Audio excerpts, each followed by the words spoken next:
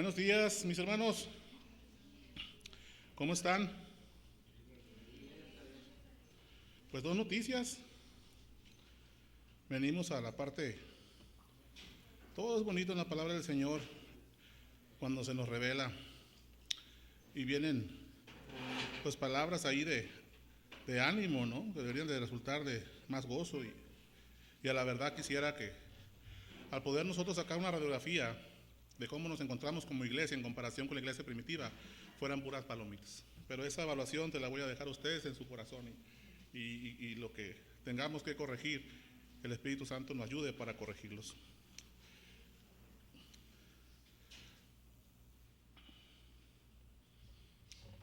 Pues empecemos entonces, hermanos, una introducción antes de orar y que el Señor nos guíe por medio de su palabra.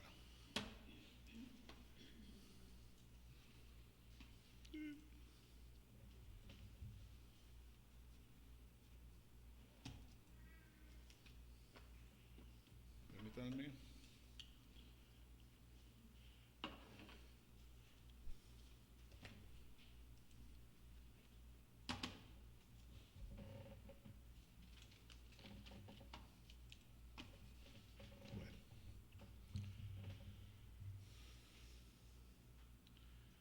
Pues hermanos, estamos al final del capítulo número 2 de Hechos.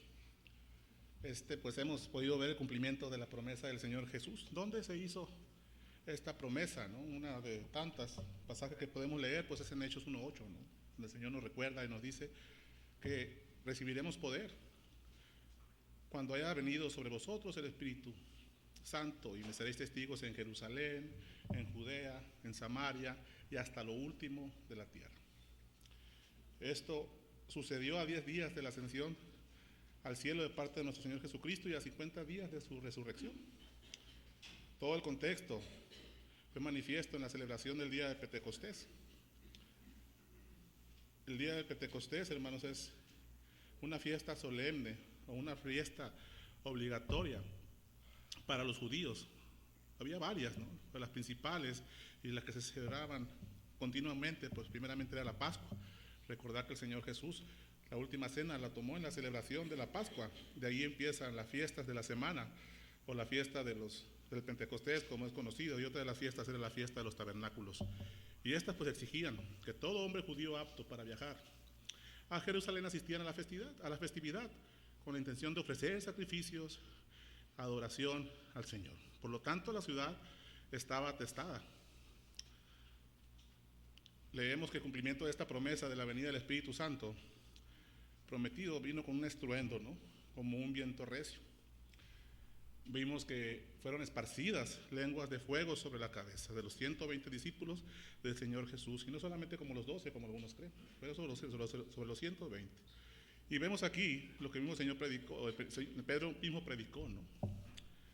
Oigan y vean, ¿no? El Señor llamando la atención con un estruendo. El contexto estaba en un cuarto todos juntos. Viene el Espíritu Santo con este estruendo como de un viento recio, ¿no? Llama la atención. En un pueblo chico, ¿no? Cuando escuchas un freno, el siguiente sonido inmediato estás esperando un pum, ¿no? Y algo sucedió, llamó la atención de estos hombres y se acercaron hacia ellos, ¿no? Así que, hermanos, prestemos atención y veamos y certifiquemos de esto que está ocurriendo aquí en Hechos. Y vemos a 120 hombres testificando en diferentes idiomas o lenguas las maravillas de Dios que había hecho. No solo en la persona de Jesús, sino también del Antiguo Testamento, ¿no? Muchos se maravillaban, otros se burlaban y acusaban de borrachos a este grupo de creyentes. Entonces se levanta Pedro, los 11 apóstoles incluido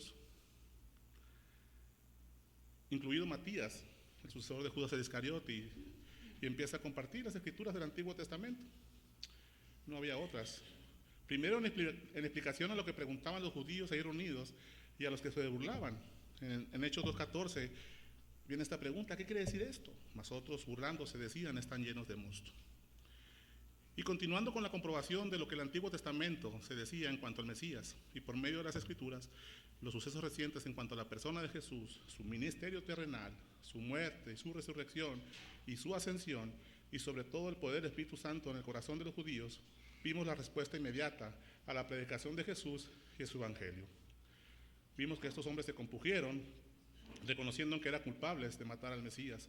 Se arrepintieron y se bautizaron en el nombre de Jesucristo y recibieron el don del Espíritu Santo.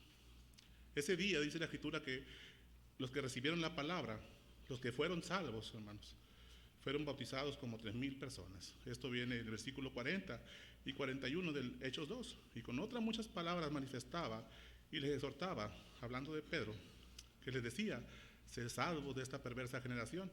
Así que los que recibieron su palabra y fueron bautizados, y se añadieron aquel día como 3,000 personas. ¿Añadirse a dónde?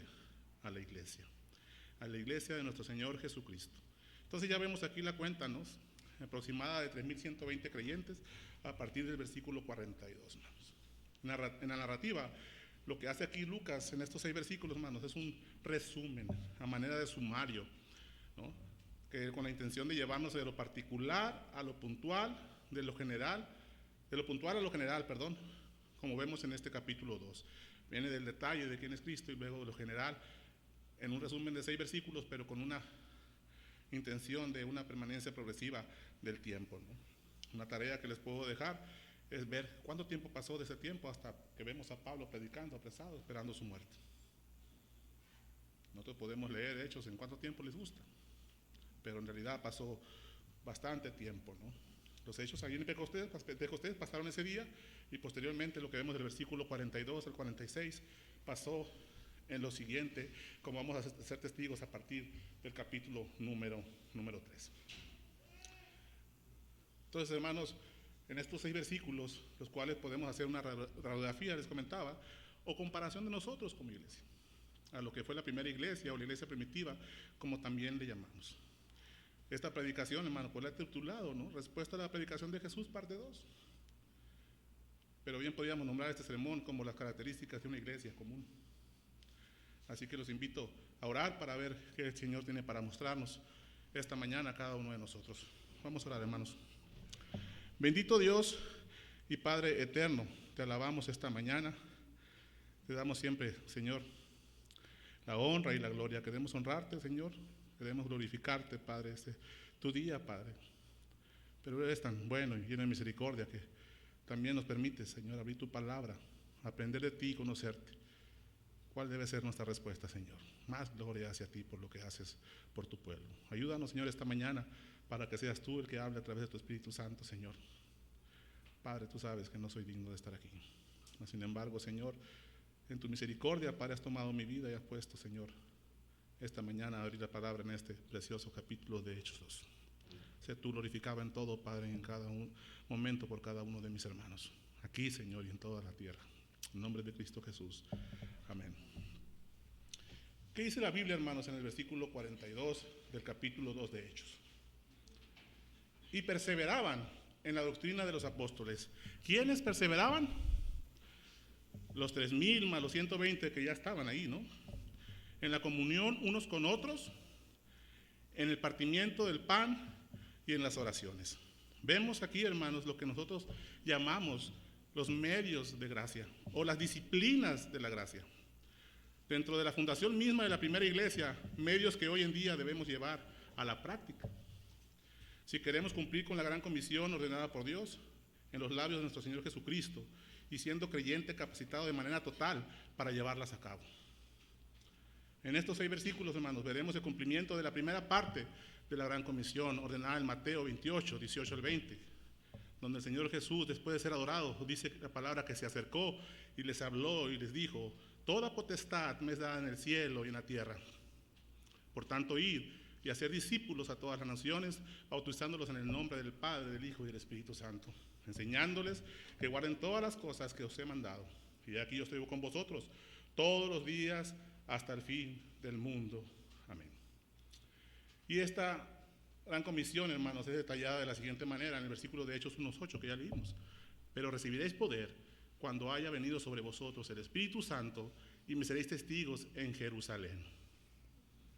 Hasta ahí. En toda Judea, en Samaria, hasta el último de la tierra. Y aquí, hermanos, en Jerusalén, la primera iglesia cristiana, con una membresía de 3,120 personas, respondiendo y permitiendo la guía del Espíritu Santo en sus vidas. Así que empecemos con la primera palabra. perseverando. Esta palabra tiene como sinónimos perdurar, permanecer, persistir, continuar, mantenerse, hermanos. El día de Pentecostés, el sonido del viento recio, las lenguas de fuego y la conversión de 3,000 eran todos eventos notables.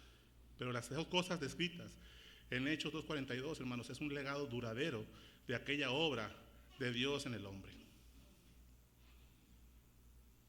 Un legado de 4 aspectos importantes en la vida de todo creyente que deben ser una constante dentro de la vida de la iglesia o la vida cristiana. Perseveraban primeramente en la doctrina de los apóstoles. Perseveraban en la comunión. Perseveraban en el partimiento del pan. Y perseveraban en las oraciones. Veamos, hermanos, aspectos importantes de cada una de estas disciplinas a continuación. En primer lugar, perseveraban en la doctrina de los apóstoles. Hermanos, la palabra doctrina no es otra cosa que la enseñanza para la instrucción de alguien. Eso significa la palabra doctrina, enseñanza.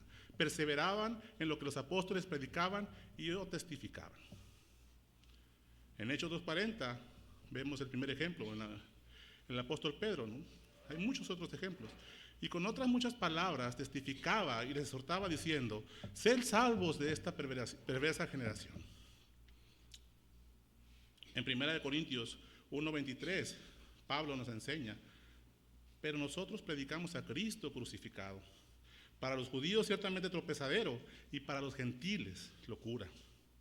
Continúa Pablo diciéndonos en 1 Corintios 2, verso 1 y 2. Así que, hermanos, cuando fui a vosotros para anunciaros el testimonio de Dios, no fui con excelencia de palabras o de sabiduría, pues me propuse no saber entre vosotros cosa alguna, sino a Jesucristo y a este crucificado. Entonces, aquí por medio de estos 3 versículos podemos darnos cuenta, hermanos, que la parte esencial del Evangelio o la doctrina de los apóstoles era la muerte de nuestro Señor Jesús. Pablo nos resume el Evangelio en 1 Corintios 15, del 1 al 11. Vayamos ahí.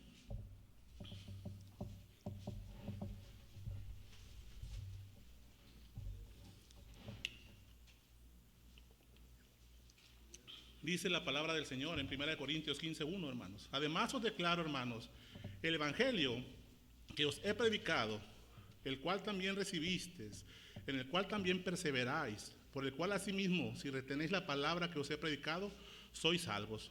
Si no, creísteis en vano. Los que nos enseñaron nuestro hermano Emilio en la mañana. Solamente hay 2 caminos: el cielo o el infierno. Palabras fuertes, pero bíblicas, hermanos. Y continúa Pablo en el versículo 3. Porque primeramente os he enseñado lo que asimismo recibí, que Cristo murió por nuestros pecados conforme a las Escrituras, y que fue sepultado y que resucitó al tercer día conforme a las Escrituras, y que apareció a Cefas y después a los 12.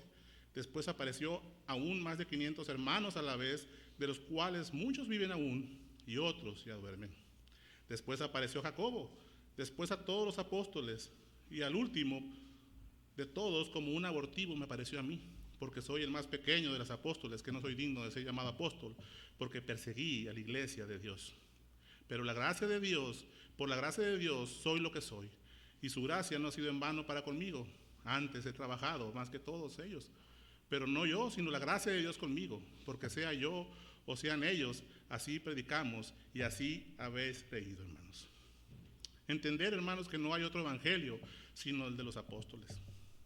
Mismo Pablo en Gálatas 1:6-9, estoy maravillado que se hayan alejado del Señor, que os llamó por la gracia de Cristo para seguir un evangelio diferente. Y dice Pablo, no es que haya otro, sino que hay algunos que perturban y quieren pervertir el evangelio de Cristo. Mas aún nosotros, o un ángel del cielo, os anunciar otro evangelio diferente del que os hemos anunciado, sea anatema.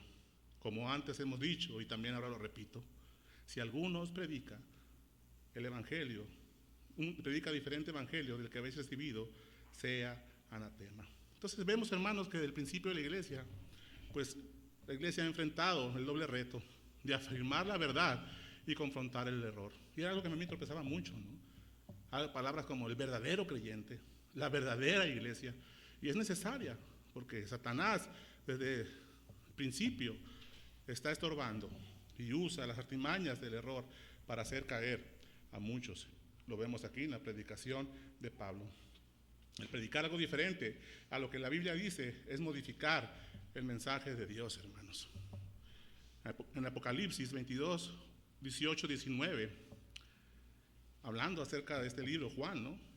Yo testifico a todo aquel que oye las palabras de la profecía de este libro, que si alguno añadiere a estas cosas, Dios traerá sobre las plagas que están escritas en este libro. Y si alguno quitare de las palabras del libro de esta profecía, Dios quitará su parte del libro de la vida, de la santa ciudad y de las cosas que están escritas en este libro.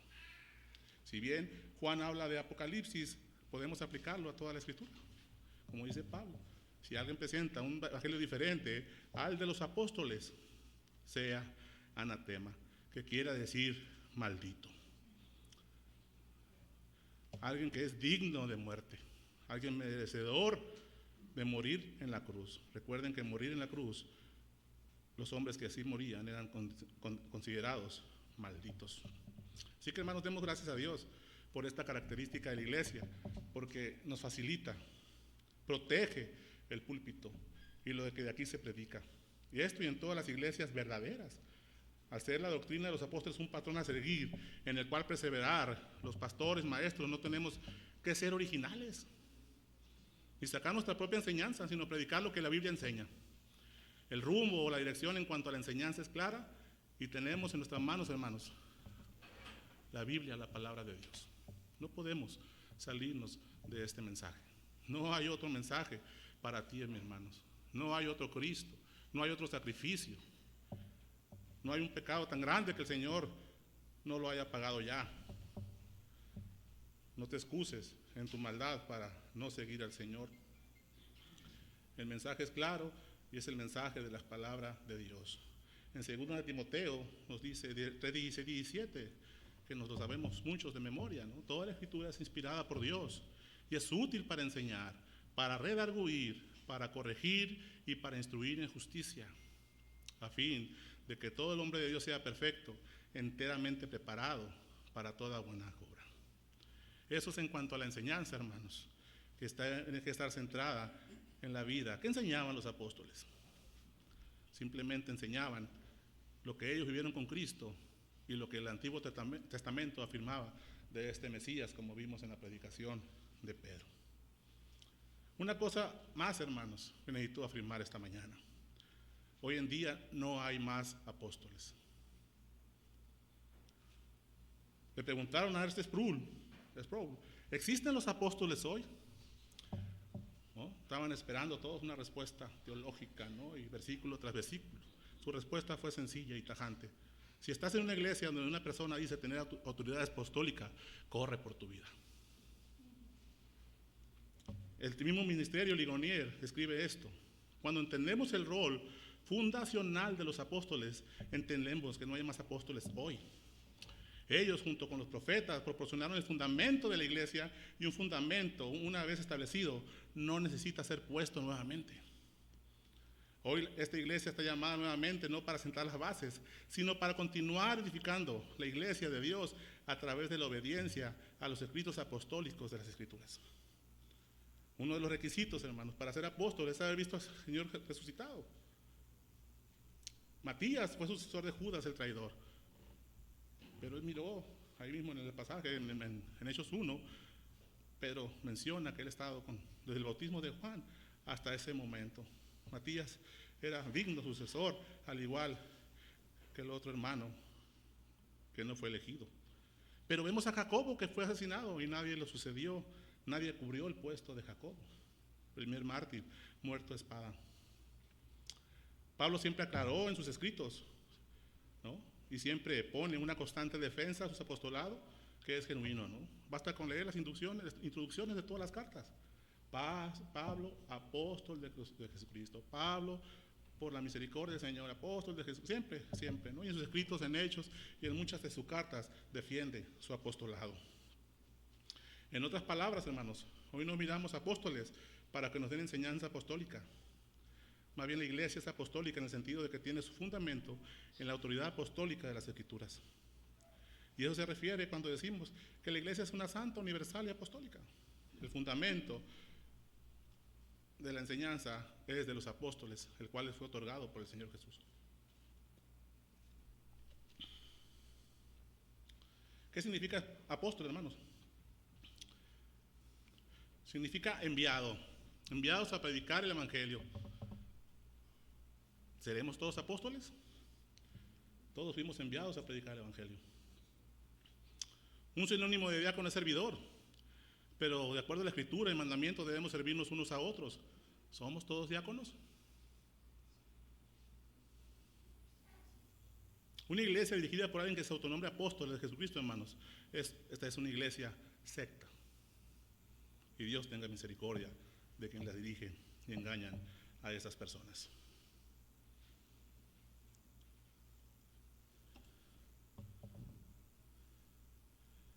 También, hermanos, perseveraban en la comunión.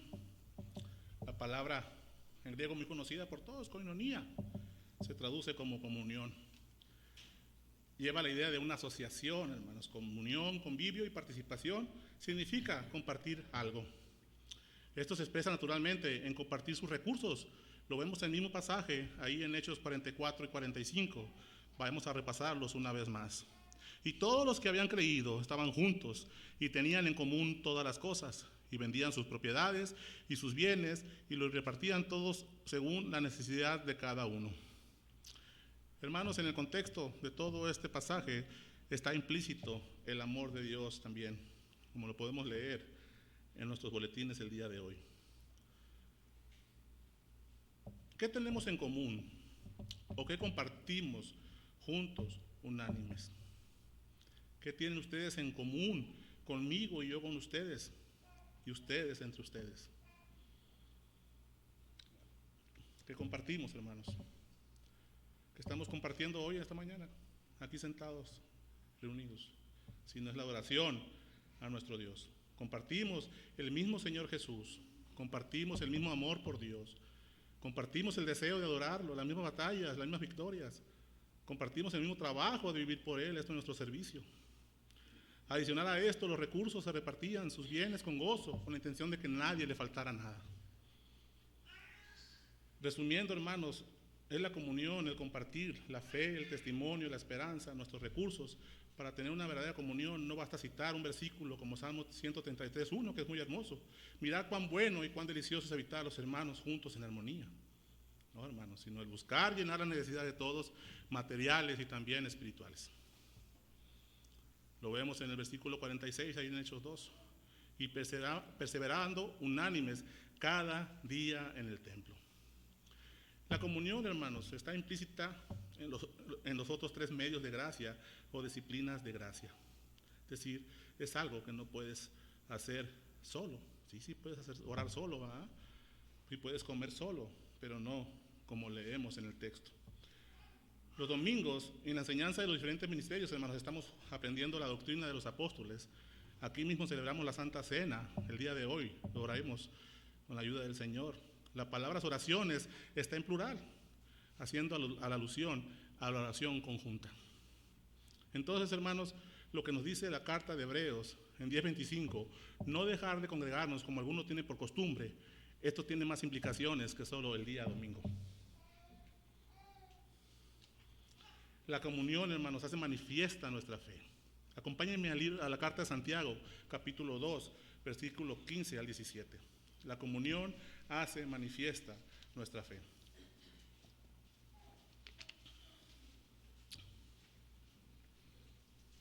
Dice la palabra del Señor, hermanos, en Santiago 2:15. Hermanos míos, ¿de qué aprovechará si alguno dice que tiene fe y no tiene obras? ¿Podrá la fe salvarle?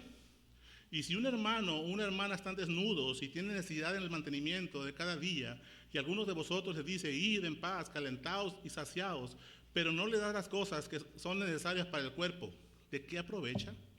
Así también la fe, si no tiene obras, es muerta en sí misma, hermanos. La salvación, hermanos, no es por obras, pero Dios nos llama a vivir en buenas obras. Y es lo mismo que los primeros creyentes están poniendo en práctica aquí, manifestando su fe en favor de sus hermanos y el pueblo. Versículo 47, la parte A. ¿Cómo estaban? Perseverando, alabando a Dios y teniendo el favor con todo el pueblo. También la comunión, hermanos, se hace manifiesta nuestro amor y obediencia a Dios. Primera de Juan 4, 19 al 21. Veamos lo que dice. Nosotros le amamos a Él porque Él nos amó primero. Si alguno dice yo amo a Dios y aborrece a su hermano, es mentiroso. Pues el que no ama a su hermano, a quien ha visto, ¿cómo puedes amar a Dios a quien no ha visto? Y nosotros tenemos este mandamiento de Él. El que ame a Dios, ame también a su hermano. Hermanos, no es una sugerencia de parte del Señor Jesús. Es un mandamiento amar a tu hermano. Si decimos que somos sus hijos, se debe manifestar el amor entre nosotros. ¿Somos hijos de Dios? Manifiesten el amor de Cristo en sus corazones, entre nosotros, viendo por las necesidades, hermanos. Hermanos, de Dios son los tiempos, hermanos. Las casualidades en Dios, en el Señor, no son casualidades. Este compromiso que adquirí con parte de mis hermanos de predicar estos 2 sermones se tomó hace mucho tiempo. Ni siquiera sabíamos la fecha, cuándo lo iba a hacer. Mas, sin embargo, estamos hablando hoy de comunión y después de celebrar la Santa Cena, que vamos a tocar el punto enseguida. Tendremos la oportunidad también de compartir el pan y la mesa. Estamos aquí enseñando la palabra de Dios con su ayuda y con su dirección, la doctrina apostólica. Partiremos el pan, se beberá el vino, celebraremos y recordaremos con cuánto fidelidad, amor y consideración y benevolencia el Señor murió por nosotros.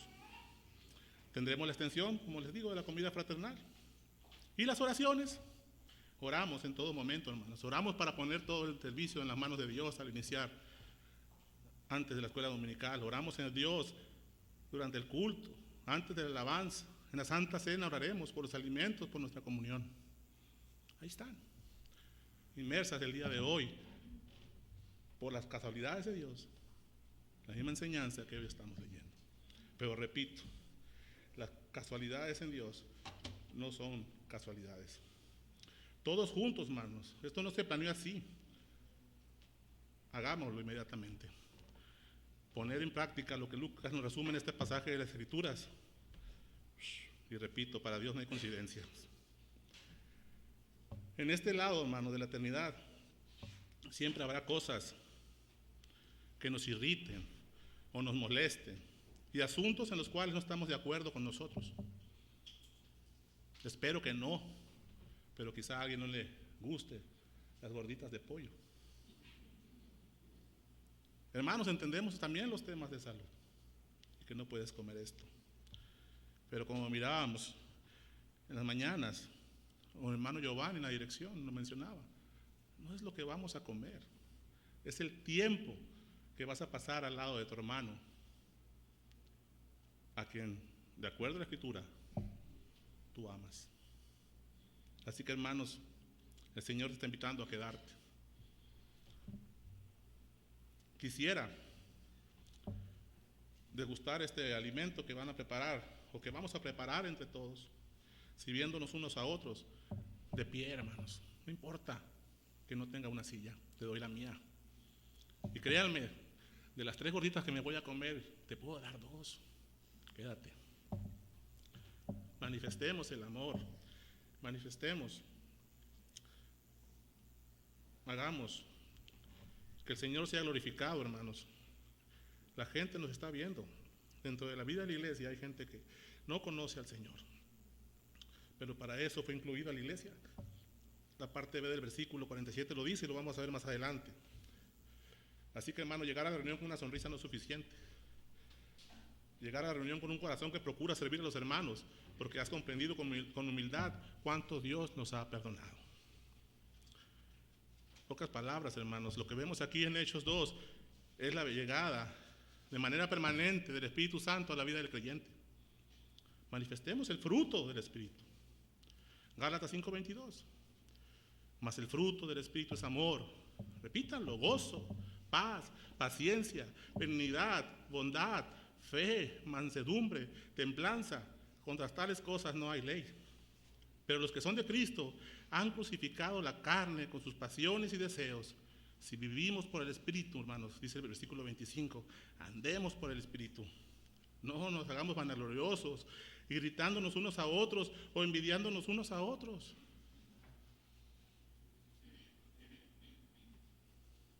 Gózate, mi hermano, en la comunión unos con otros.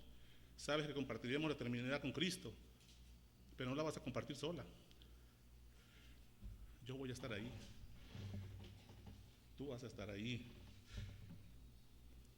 Vamos a fingir delante del Señor que nos amamos. ¿Podremos estar en la eternidad con fingimiento, hermanos?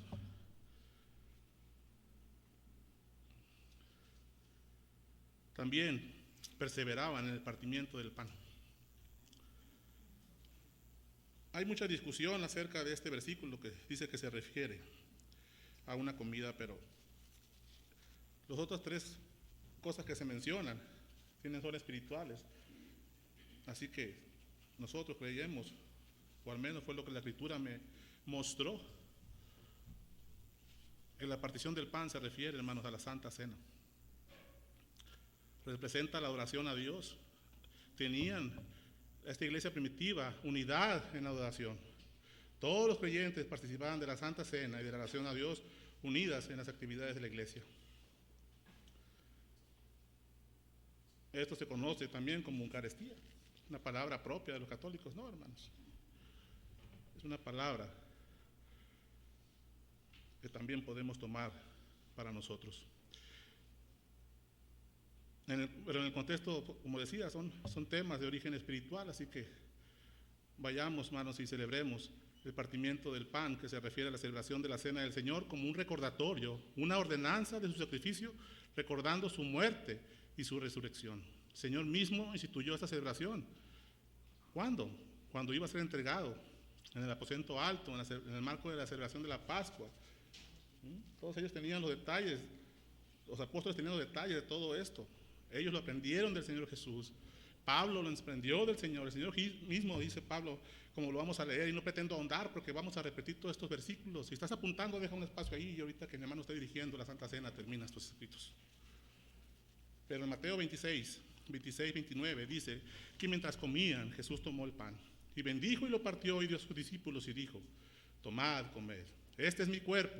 Y tomando la copa y habiendo dado gracias, les dio, diciendo, bebed de ella todos, porque esto es mi sangre del nuevo pacto, que por muchos es derramada para remisión de los pecados. Y os digo que desde ahora no beberé más de este fruto de la vid, hasta que el día en que lo beba de nuevo con vosotros en el reino de mi Padre.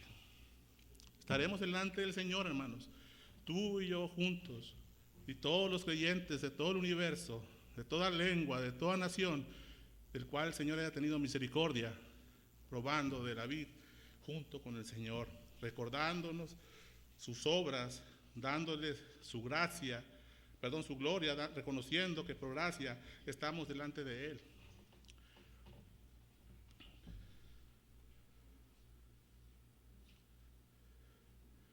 Entonces, hermanos, la Santa Cena era una parte de la enseñanza esencial también de la doctrina apostólica. Ellos enseñaron esta práctica porque nos une más al sacrificio del Señor. Y sobre todo la esperanza que tenemos, el mismo Señor estará por nosotros.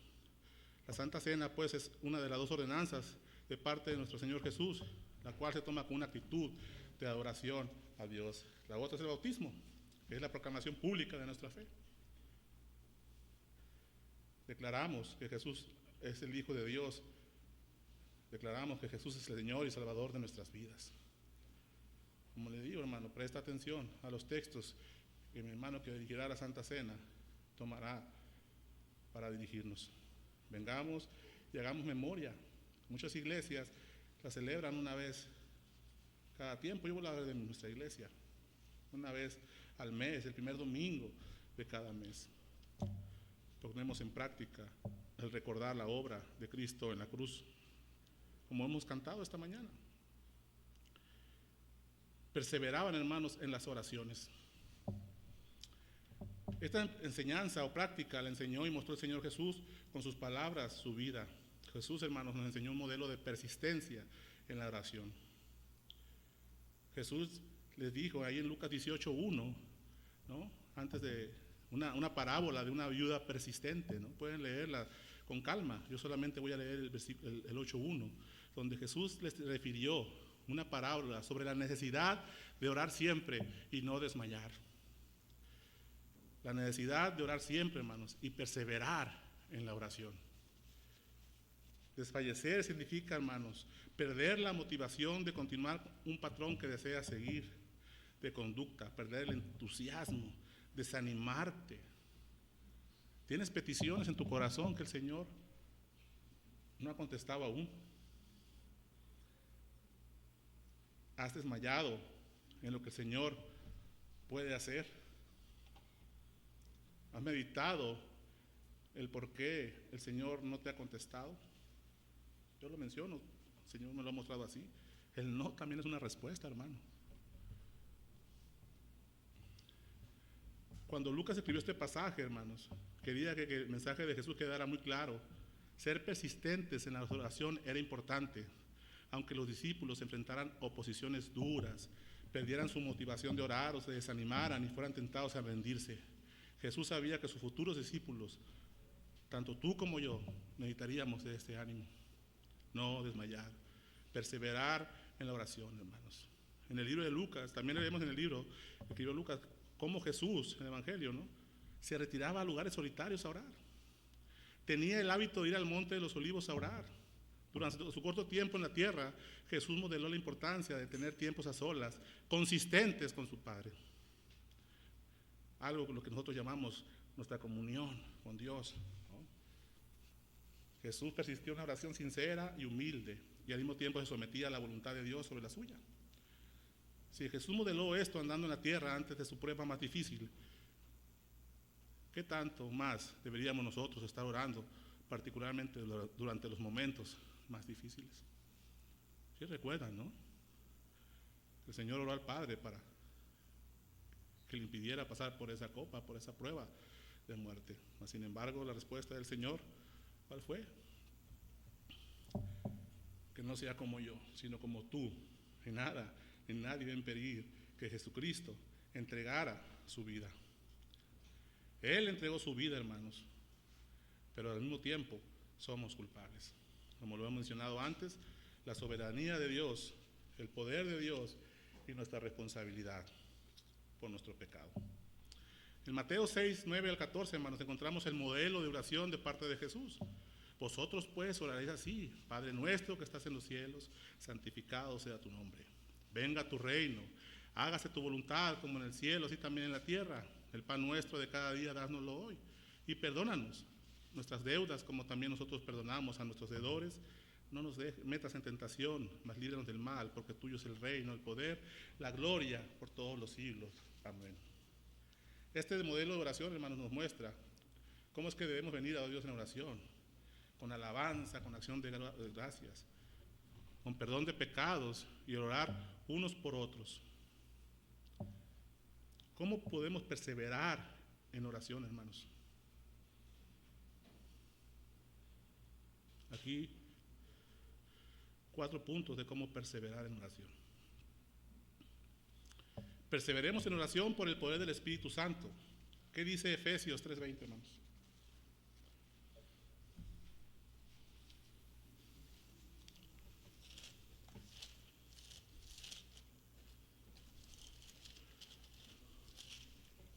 Efesios 3:20.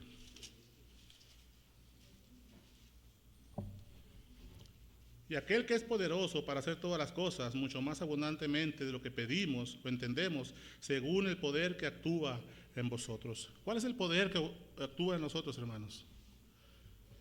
En los creyentes, el poder del Espíritu Santo. La oración persistente es posible cuando es impulsada por el Espíritu y ofrecida en fe a nuestro Dios, que hace milagros y contesta nuestras oraciones, hermanos.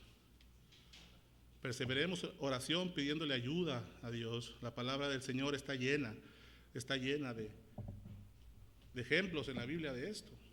Podemos pedirle que nos llene de su Espíritu Santo para dar poder a nuestras oraciones, de modo que seamos, como dice Colosenses 1:11, fortalecidos en todo poder, según la potencia de su gloria, para obtener toda la perseverancia y paciencia con gozo, hermanos. Todo esto en nuestra vida de oración. Es algo que podemos, o que nos debe dar alegría. No te alegra, hermanos, que podamos resistir o persistir con su fuerza y no con la nuestra. No depende de nosotros. La misma Escritura nos enseña que no sabemos orar. El mismo Cristo intercede por nosotros. El Espíritu Santo, ¿no?, ama ante el Padre con dichos indecibles, ¿no?, porque no sabemos orar. Perseveremos, punto número 3, en oración, orando conjuntamente. ¿Qué dice Eclesiastés 4:12, hermanos?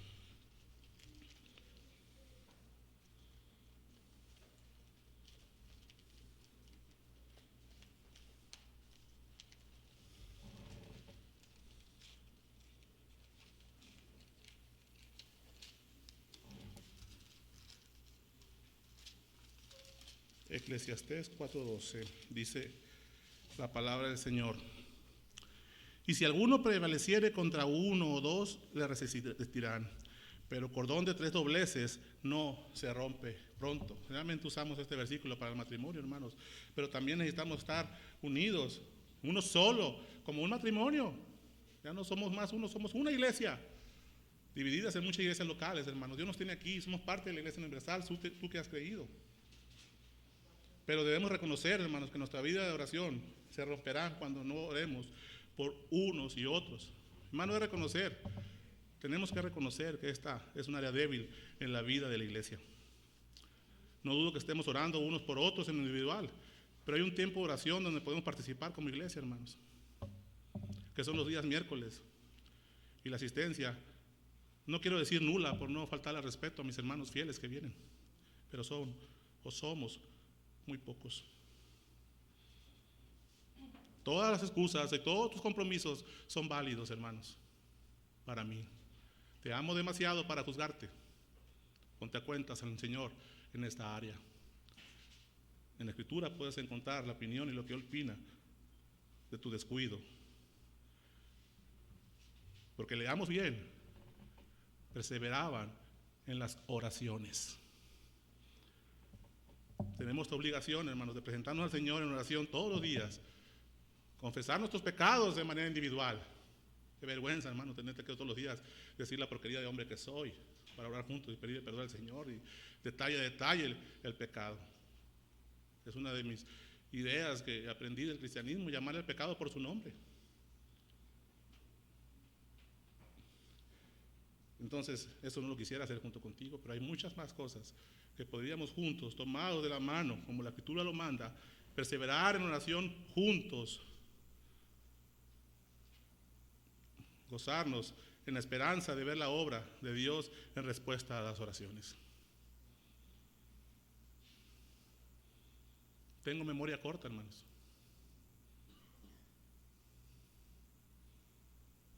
Cinco personas y media, porque también vino Josías, estuvimos el miércoles.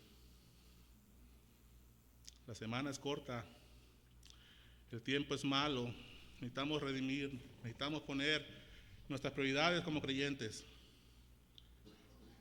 No lo digo yo. Ahí está Lucas dejándonos un resumen de que debemos perseverar en oración de manera conjunta, hermanos. 4. Perseveremos en oración resistiendo al diablo. ¿Qué dice Efesios 6, del 10 al 18, hermanos? Habla de la armadura de Dios, no lo vamos a leer. Pero cuando oramos juntos, como el cuerpo de Cristo, somos más fuertes y difíciles de vencer. Al alzar nuestros escudos de la fe juntos, extinguiremos las flechas o dudas o desesperanzas que puedan venir. Podemos estar firmes ante Satanás cuando estamos protegidos por la armadura de Dios y el apoyo de nuestros hermanos y hermanas en Cristo. Aunado a esto, el Señor también manda a sus ángeles, ¿no?, en respuesta. Sigamos el ejemplo de Cristo, hermanos, también en sumisión a su voluntad, como ya lo comenté. Él mismo se mostró obediente a la voluntad de Dios en el Getsemaní. Dios es soberano y no siempre responderá como nosotros deseamos. pero debemos rendir nuestra voluntad, sueños, esperanzas, visiones, planes, incluso nuestros deseos al Dios soberano que todo lo sabe. Podemos confiar en sus caminos y sus planes para nosotros son siempre lo mejor. Romanos 8, 28, 29. Unámonos en oración, hermanos, como dice el versículo 44, cuando la palabra de Dios en Hechos 2:44 menciona todas las cosas en común, incluye las oraciones. Incluye las oraciones, hermanos. Crezcamos en esta área y reconozcamos que necesitamos del Señor. Quizás la obediencia a este ejemplo de orar juntos pudo haber evitado muchas cosas, pero el Señor es bueno.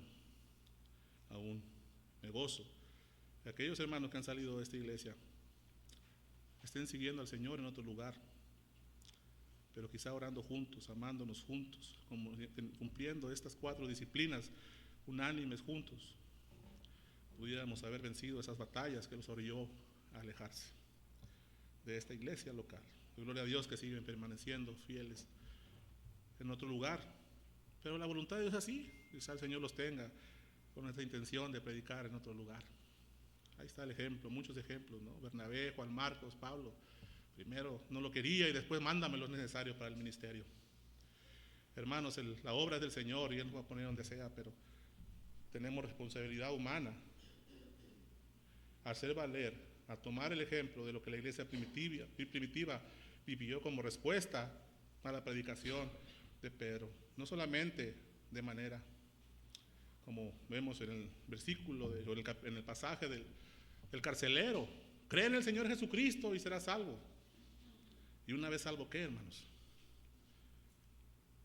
Ahí el ejemplo, es lo que le mencionaba. Es un resumen que vamos a ver implícito en todo el pasaje, o en todo el libro de Hechos, en todas sus cartas y en lo que resta de las Escrituras por aprender. Ahí, hermanos, las 4 medios de gracia tomados ahí de este pasaje. Yo voy a tomar el versículo 43 para hablar un poco de él y sobre cuál era la actitud o cómo es que debían vivir o hacer estas cosas. Dice, y sobrevino temor a toda persona y muchas maravillas y señales eran hechas por los apóstoles. El vivir practicando estas disciplinas de gracia, hermanos, para la iglesia primitiva y ser testigos de lo que Dios está haciendo a través de los apóstoles. Este temor era producido por el asombro de experimentar al presenciar las obras sobrenaturales, hermanos, señales, situaciones que señalaban el poder de Dios que actuaba en cada milagro. Todas estas cosas, hermanos, que Jesús hizo y los apóstoles hizo, carecen de valor a menos que nos conduzcan a Dios y a su verdad. Todas estas fueron hechas por el Espíritu Santo a través de los apóstoles y producían un temor reverente, pues con ellas se manifestó la presencia de Dios entre ellos. Una reacción natural, no de miedo, hermanos, pero sí de respeto ante la majestad y gloria de Dios. ¿Recuerdan cuál fue la actitud del pueblo judío al pie de Getsemaní? Truenos, relámpagos, la voz de Dios. No queremos que Dios nos hable, que te hable a ti, le dijeron a Moisés. Debemos tener un temor por Dios, hermanos. Debemos conocer la persona del Señor. La única manera de entender y conocer a Dios, hermanos, es a través de Cristo. Uno de sus discípulos, Felipe, le dijo, muéstranos, Señor, en Juan, muéstranos, Señor, al Padre, nos basta. Y el Señor, con su autoridad, ¿no? Tanto tiempo tengo con vosotros, Felipe, y aún no me conoces. Por medio de Cristo podemos conocer a Dios, podemos temerle por su poderío, Señor, que traduzca a gloria, temer a su majestad, un temor reverente, ¿no? Que se manifieste en la presencia de Dios. Esta manifestación gloriosa de poder, hermanos, en los apóstoles, los ratificaba ante los demás o los nuevos creyentes en el ministerio. Sacan tantas cosas ahí que quieren torcer acerca de los dones espirituales. Eran los apóstoles quienes hacían esto, hermanos, aunque todos habían recibido el don del Espíritu Santo. Eran los apóstoles los que sanaban. En la narrativa de Lucas no vemos a ningún otro creyente por nombre sanando. Quizá por ahí hay un pasaje con algún propósito. Esto no lo tengo escrito, no lo tengo estudiado. Pero vamos a ver en el capítulo 3, cómo los apóstoles del Señor sanan un cojo. El cojo brincador, le digo yo. El temor de Dios, hermanos, es una característica de todo creyente debe tener para salir de su estado de impiedad. Romanos 3:18 declara que el hombre natural no existe el temor de Dios. No hay temor de Dios delante de sus ojos, dice Romanos 3:18. El temor de Dios en el hombre es la evidencia del poder de Dios, porque una de las obras más grandes y poderosas de Dios que puede hacer es cambiar tu corazón.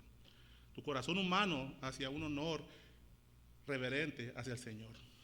El temor de Dios nos ayuda a no deslizarnos en nuestro caminar con Dios, hermanos. Acompáñenme a la carta a los Hebreos, hermanos. Vamos a leer el capítulo 2, versículos del 1 al 4. Y pon atención, escucha lo que este libro de autor anónimo tiene que decir para ti. Es anónimo porque no tiene un autor terrenal, hermanos, pero es Dios que ha dejado este libro para nosotros. Dice Hebreos 2, del 1 al 4. Por tanto, es necesario que con más diligencia atendamos a las cosas que hemos oído, no sea que nos deslicemos. Porque si la palabra dicha por medio de los ángeles fue firme y toda transgresión y desobediencia recibió justa retribución, ¿cómo escaparemos nosotros si descuidamos una salvación tan grande? La cual, habiendo sido anunciada primeramente por el Señor, no fue confirmada por los que oyeron, los apóstoles, testificando Dios justamente con ellos, con señales y prodigios y diversos milagros y repartimientos del Espíritu Santo según su voluntad. Cuando dice según su voluntad, no es la voluntad de los apóstoles, es la voluntad de Dios. Entendamos, hermanos. Los apóstoles mismos, durante el caminar con Cristo en su ministerio, experimentaron ese temor al ser testigos de las maravillas que Dios hacía, mis hermanos. Apártate de mí, Señor, que soy un hombre pecador. ¿Quién es este, no? Que hasta el mar y el viento le obedecen. Es un temor reverencia que los hacía caer de rodillas, reconociendo su grandeza, su poder, su majestad gloriosa, como hemos cantado esta mañana. Para un no creyente, hermanos, el temor de Dios es temer al juicio de Dios, a la muerte eterna, la cual es la separación eterna con Dios. Pero para un creyente, hermanos, el temor es algo muy diferente. Es reverenciar a Dios. Es una buena descripción de esto, lo contamos en Hebreos 12, 28, 29. Así que recibiendo nosotros un reino inconmovible, tengamos gratitud y mientras a ella sirvamos a Dios, agradándole con temor y reverencia, porque nuestro Dios es fuego consumidor, hermanos. Sí, debo servir a mis hermanos, pero hazlo con temor y temblor.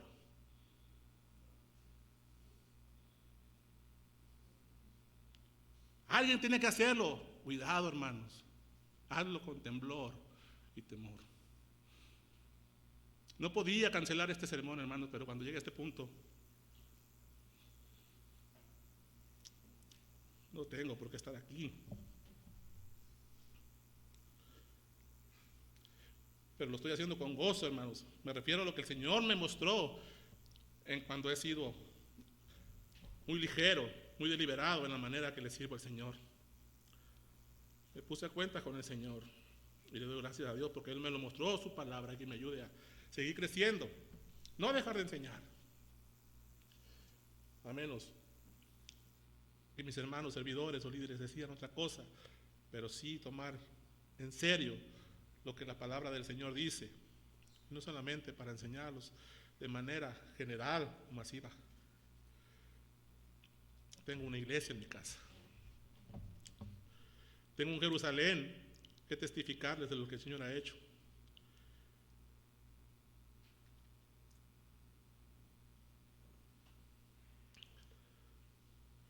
Esta reverencia, hermano, y admiración es exactamente lo que significa el temblor de Dios.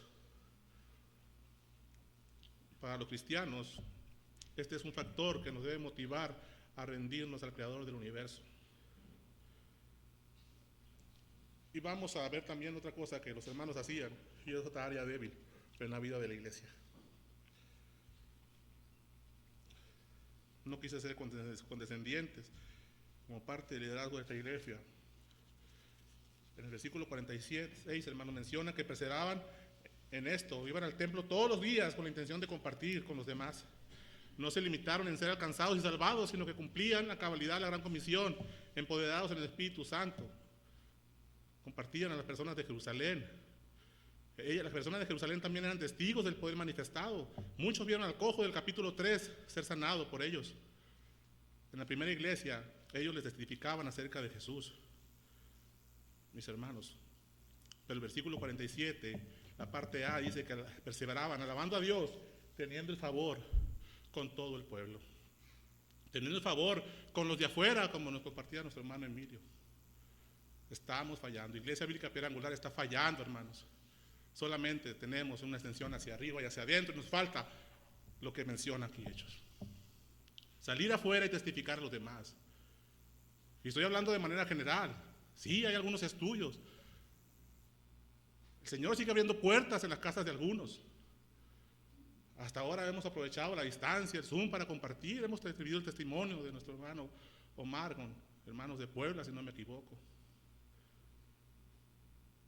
Queremos llegar a toda la tierra y no hemos empezado por la Jerusalén.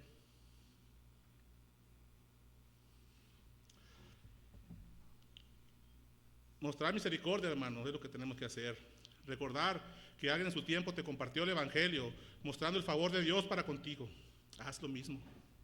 Hagamos lo mismo, no seamos desobedientes, fallando en esta gran responsabilidad de cumplir la gran comisión del Señor. Y me serán testigos en Jerusalén, en Judea, en Samaria y hasta lo último de la tierra. Aquí en Hechos 2 estamos en Jerusalén y vamos a ver el cumplimiento completo de este mandato. Estamos en lo último de la tierra para el Señor y para la misión de los apóstoles. Pero todos tenemos una Jerusalén, una Judea, una Samaria, en casa, el vecino. Hermanos, no tenemos que irnos de misioneros a ningún lado. Tenemos una misión en casa, en nuestras casas. Tenemos una misión con el hermano que aquí está batallando, porque me estoy enfocando mucho al creyente, hermanos. Pero al final de este sermón quiero darte unas palabras de ánimo, tú que no has creído. Antes de terminar, hermanos, con uno de lo que es mis versículos favoritos, muchos lo saben. Vamos a hacer un recuento de lo que la iglesia naciente del primer siglo hacía y vivía. Número 1, hermanos, seguían y vivían la verdad, la palabra de Dios, tenían compañerismo, la comunionía, adoraban y oraban. Fueron testigos de la manifestación sobrenatural de Dios a través de los apóstoles. Estuvieron dispuestos al sacrificio generoso, al poner todos sus bienes por delante, con la intención de que a nadie les faltara nada. Se enfocaron en los de afuera, hermanos. La parte B del versículo 47 menciona esto. Y el Señor añadía a la vida de la iglesia a los que habían de ser salvos. Es uno de mis versículos favoritos. Les platico una de las razones. En lo personal, hermanos, y no estoy aquí para hablar de mí, simplemente quiero mencionarlo así de manera breve. Me muestra de quién es la obra y me lleva a quitar toda jactancia de mi vida, no perder el rumbo y mantenerme enfocado como creyente. Que el Señor añada la vida, cada día a la iglesia a los que han de ser salvos, me recuerda que un día me salvó y entré por las puertas a una iglesia que le sirve y ama a Dios. Me expusieron a lo mejor que me pudo haber pasado jamás el Evangelio. Me recuerda que una vez, sin conocerme, oraron por mí, cuando esta iglesia tenía la práctica de orar de manera conjunta. Dios usa a la iglesia, en este caso, hermanos. Dios usó a mi esposa para que yo conociera al Señor. Mi esposa vino primero y fue obediente al mandato que tenemos en 1 de Pedro 3, 1 al 6. Vayamos ahí, por favor, para ver qué dice Pedro en su carta.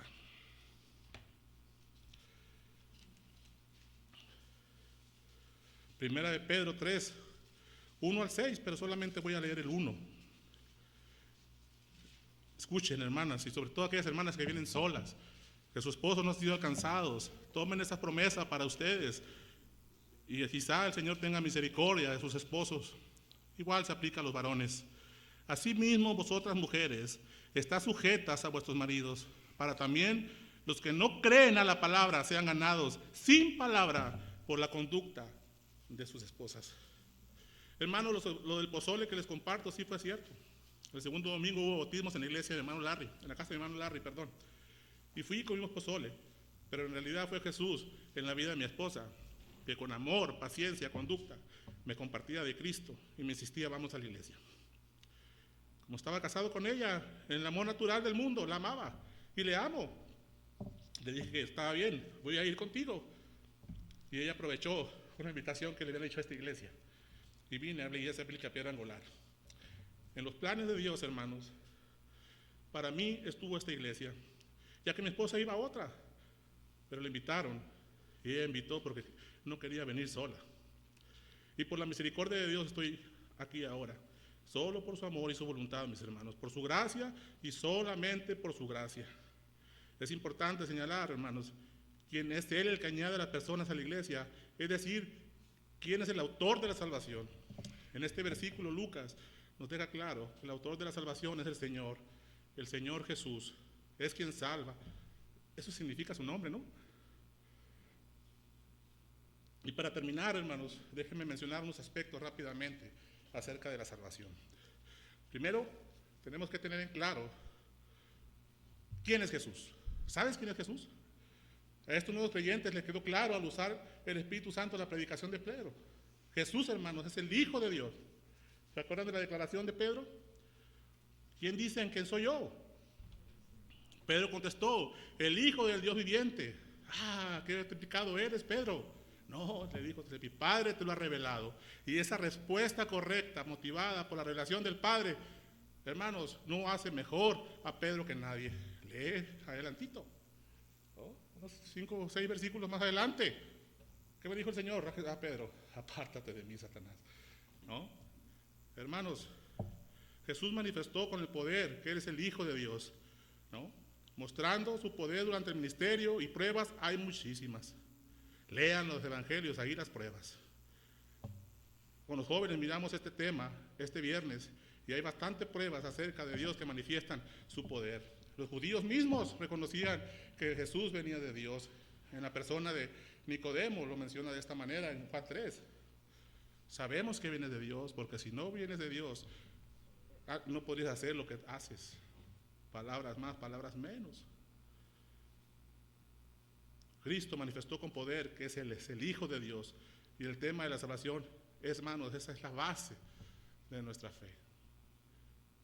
Si no creemos que Jesucristo es el Hijo de Dios, estás creyendo en un Cristo diferente al de la Biblia. Un evangelio completo. El Espíritu Santo trata de mostrarnos y defendiendo con sus palabras, y lo ha escrito ahí, que Jesús es el Hijo de Dios. Y eso lo revela el Padre. Cristo toma la iniciativa, hermanos, en la salvación. Es el segundo punto. Es el que vino, enviado por Dios. Él a los suyos vino, dice el Evangelio de Juan, y los suyos no le recibieron. Efesios 2 nos enseña nuestra condición, hermanos. Sin Cristo estás muerto. Y como muerto, Pablo señala lo siguiente en 1 Corintios 2:14. Pero el hombre natural no percibe las cosas que son del Espíritu, porque para él son locura, no las pueden entender, porque se han de discernir espiritualmente. En cambio, el espiritual juzga todas las cosas, pero él no es juzgado de nadie, porque ¿quién conoció la mente del Señor y quién instruirá? Mas nosotros tenemos la mente de Cristo. Es Cristo, hermanos, el que toma la iniciativa. Estamos incapacitados por la causa del pecado y es por el obrar de Dios en nuestras vidas que hemos respondido al Evangelio. Es importante, le dijo el Señor, es necesario nacer de nuevo, le dijo a Nicodemo, maestro, parte del Sanedrín y maestro de la ley. Y les contestó, ¿cómo puedo yo meterme otra vez al vientre de mi madre y volver a nacer? Y el Señor lo reprende y al mismo tiempo que empezó a obrar en él, porque al final del Evangelio vemos, junto con José de Arimatea, enterrando al Señor en el sepulcro que debería, donde se gestó el milagro de la resurrección. El Señor tuvo misericordia de este Nicodemo, incrédulo, que sabía mucho, pero no sabía nada. La salvación, hermanos, también es por gracia. Efesios 2, 8, 9. Porque por gracia sois salvos por medio de la fe, y esto no de vosotros, pues es don de Dios, no por obras, para que nadie se gloríe. Hermanos, la salvación es gratis, aparentemente, porque al hombre no le cuesta nada, pero a Cristo, el dador de gracia, le costó todo. No se gana ni se recibe por méritos la salvación. Es el regalo más valioso e importante que podemos recibir. En Romanos 6:23, en la parte B, dice que la dádiva, el regalo de Dios, es vida eterna en Cristo Jesús y Señor nuestro. Y no solamente la vida eterna, hermanos, sino la comunión eterna con Cristo, por el cual estábamos peleados por causa del pecado de Adán. Cristo vino a reconciliarnos con nuestro Dios de manera gratuita, porque por gracias sois salvos por medio de la fe. Y como ya lo he mencionado antes, algo que antecede a la fe es el nuevo nacimiento. Necesitamos el obrar de Cristo. Noten que el versículo 2:47, la parte B, dice que el Señor añadía a la iglesia los que habían de ser salvos. Así que si tú estás aquí por costumbre o porque simpatizas, estás expuesto constantemente a la palabra del Señor, clama al Espíritu Santo para que te permita responder como estos 3,000 hombres respondieron el día del Pentecostés. Clama al Señor para que te clarifique todo lo que necesitas saber y que te vengas a rendir a Él y declares al Señor a Cristo como Salvador y Señor. Hermanos, aparte que tenemos que identificar a Cristo, saber que el Señor es el que toma la iniciativa y que la salvación es por gracia, también debemos entender que la salvación es por fe. Esta fe es la confianza viva y personal en Cristo. Juan 3:16, hermanos, repítalo de memoria conmigo. Porque de tal manera amó Dios al mundo, que ha dado a su Hijo unigénito, para que todo aquel que en Él crea no se pierda, mas tenga vida eterna. Todo aquel que tenga confianza en lo que Cristo hizo en la cruz. La fe implica tener conocimiento, hermanos. Aceptación y confianza. El conocimiento no es intelectual. La Biblia enseña que este conocimiento es relacional. Necesitamos conocer al Señor y relacionarnos con Él para así también tener una relación con el Padre. Y esto lo hace el Espíritu Santo en nosotros. Necesitamos aceptar quién es Cristo, qué hizo por nosotros. Es decir, el Hijo de Dios murió en la cruz por tus pecados y ahora en gloria, al haber resucitado, nos ha galardonado con la vida eterna. No hay más salvación, hermano, no hay otra. No quieras algo más espectacular, pero déjame decirte que eso es lo más sensacional que le pudo haber pasado al hombre. No hay nada más maravilloso que esto. También, hermanos, otro aspecto de la salvación por fe es la confianza en lo que Él hizo por nosotros. Esto nos ayuda a perseverar como la primera iglesia. Sin su favor no es posible que tengamos fe, hermanos.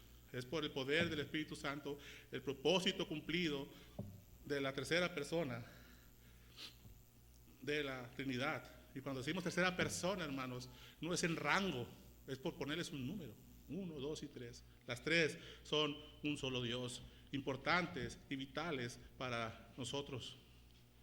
Es necesario que yo me vaya, dijo el Señor Jesús. Así como celebramos el nacimiento de Cristo, recordamos la muerte de Cristo, también deberíamos celebrar el día del Pentecostés, porque es el cumplimiento de la promesa por lo cual tú y yo somos salvos hoy. Acaba de pasar, fue ahora en junio, por ahí, de acuerdo al calendario, ¿no? De Semana Santa, pues súmale 50 días. Es una fiesta que deberíamos celebrar, el día que Dios envió al Espíritu Santo a morar en nosotros de manera permanente.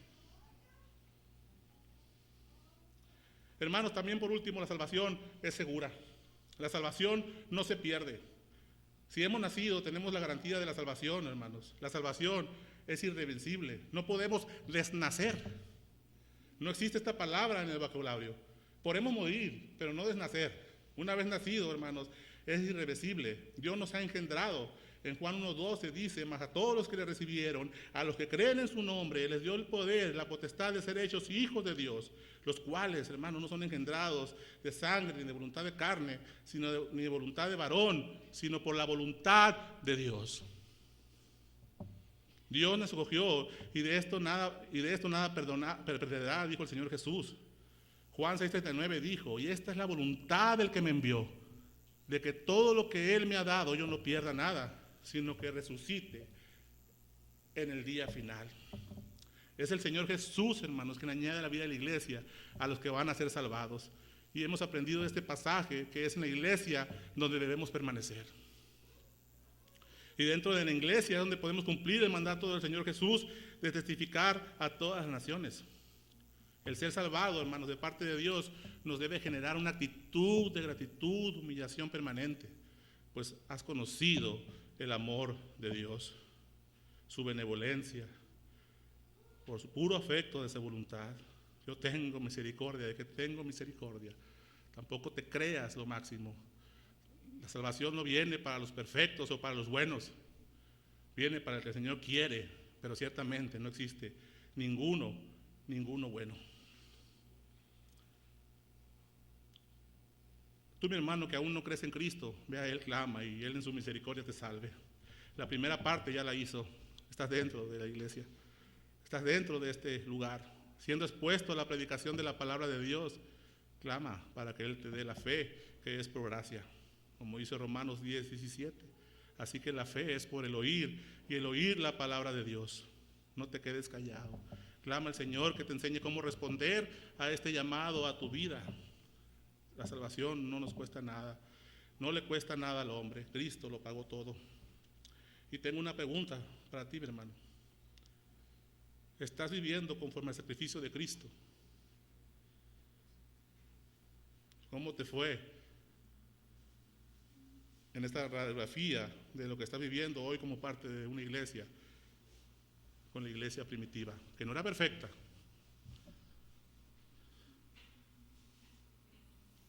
Es lo que la primera iglesia respondió, hermanos, al vivir de la manera como lo hizo. Una respuesta al haber sido alcanzados por el Evangelio. ¿Cuál ha sido tu respuesta desde el momento en que Cristo te salvó hasta este día, hermanos, al haber sido alcanzado por el Evangelio?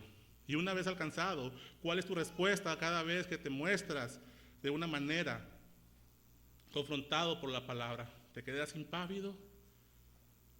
¡Ay, estuvo buena la prédica! Oh, hermanos, es el Espíritu Santo que te dice, muévete, a hacer algo, obedéceme, poner en práctica la palabra. Tenemos muchas disensiones y muchas cosas en las diferentes relaciones que hemos estado aprendiendo en varones, ¿no? Pero, hermanos, es porque somos desobedientes a la palabra de Dios. Pongamos a Dios y a Cristo por encima de todo. Y ve con tu hermano, corrige, arregla, y empecemos a tomar, a imitar lo que la primera iglesia del Señor hizo. Mucho de lo que ahí daban tenía que ver con el contexto. Recuérdense que muchos de los hombres no vivían en Jerusalén, vinieron simplemente a festejar el Pentecostés, que ya no volvieron muchos de ellos a sus lugares de origen, por lo tanto no tenían casa y no tenían trabajo, pero tenían que comer. Decidieron quedarse para cumplir la gran comisión, y es por eso que se derramaba la generosidad. Ponían a disposición sus bienes y se vendían. Pero era el Señor, hermanos, el que añadía a la vida de la iglesia los que habían de ser salvos. El Señor es la obra, para Él el honor y la gloria. Tú y yo, hermanos, somos unos beneficiarios de la relación del Padre, del Hijo y del Espíritu Santo. Demos el honor a quien el honor merece. Glorifiquemos al Señor con nuestras vidas. ¿Estás viviendo conforme al sacrificio que Cristo hizo por ti? Vamos a orar. Bendito Dios, Padre eterno, te damos muchas gracias por esta, tu primera iglesia, Señor. Padre, sabemos que no somos una iglesia perfecta, como también la iglesia primitiva no lo era, Señor. Deja escrito en nuestros corazones, Señor, la calificación y permítenos perseverar en los medios de gracia, Padre. Imitando, Señor, a esta iglesia, Señor. Permíteme amar a mi hermano como tú me has amado a mí. Permíteme, Señor, honrarte con mi vida. Permítenos honrarte con nuestra vida, Señor. Hoy, Padre, a continuación recordaremos tu muerte, tu resurrección a través de la Santa Cena, Señor. Y quita orgullo y quita cualquier pendiente y que todos podemos quedarnos, Señor, también en la extensión para practicar la comunión, Señor. Y aquí mismo juntos estamos practicando y perseverando, orando hacia ti, Señor. Tuyo es el reino, la gloria y el poder, Padre. Gracias.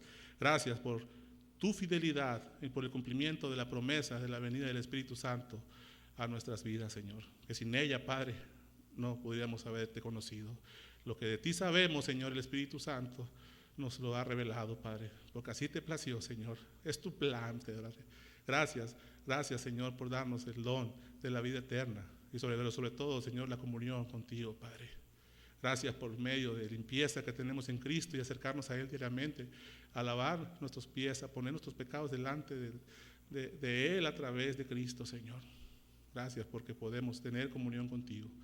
Gracias porque podemos estar aquí, Señor, parados, Señor, delante de ti y no colgados en una cruz. En el nombre de Cristo Jesús. Amén.